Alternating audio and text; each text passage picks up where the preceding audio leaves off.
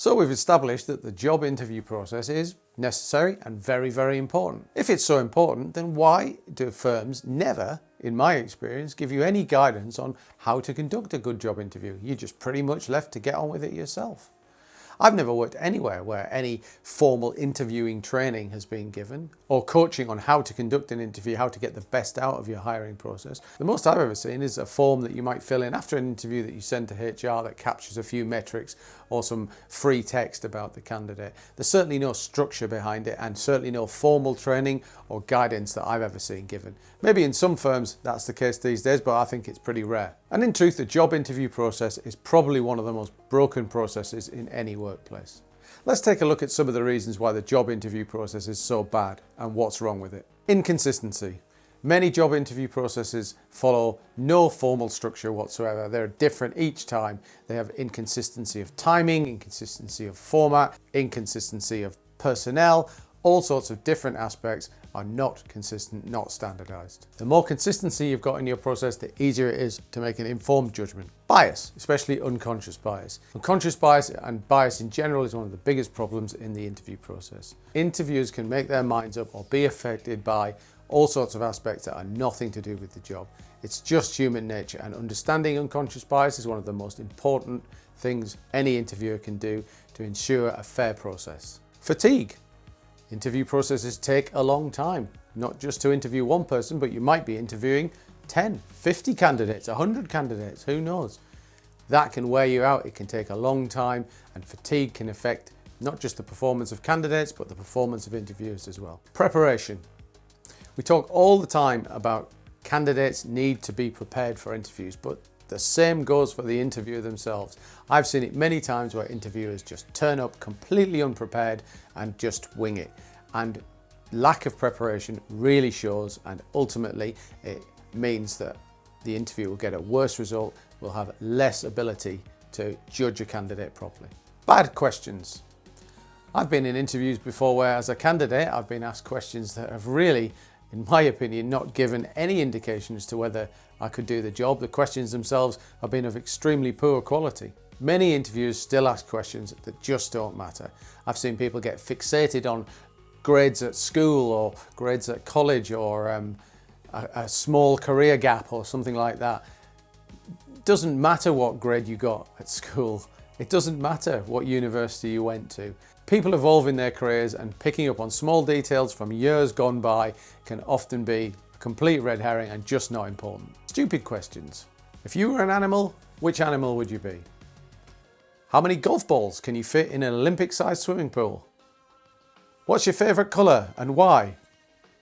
Who would your ideal dinner dates be? No, just no. I can't believe these sort of questions still get asked, and I do think that the frequency of them is tailing off, but I've still seen it before. It doesn't matter.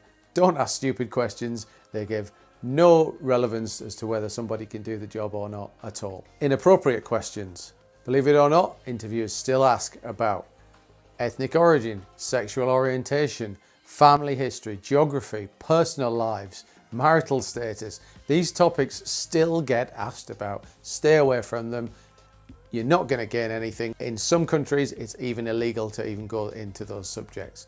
But the worst thing it's going to do is make the candidates feel extremely uneasy, uncomfortable, and they probably won't want to come and work for you if you spend your time grilling them about those subjects. I'm not suggesting you will, but I have seen it happen.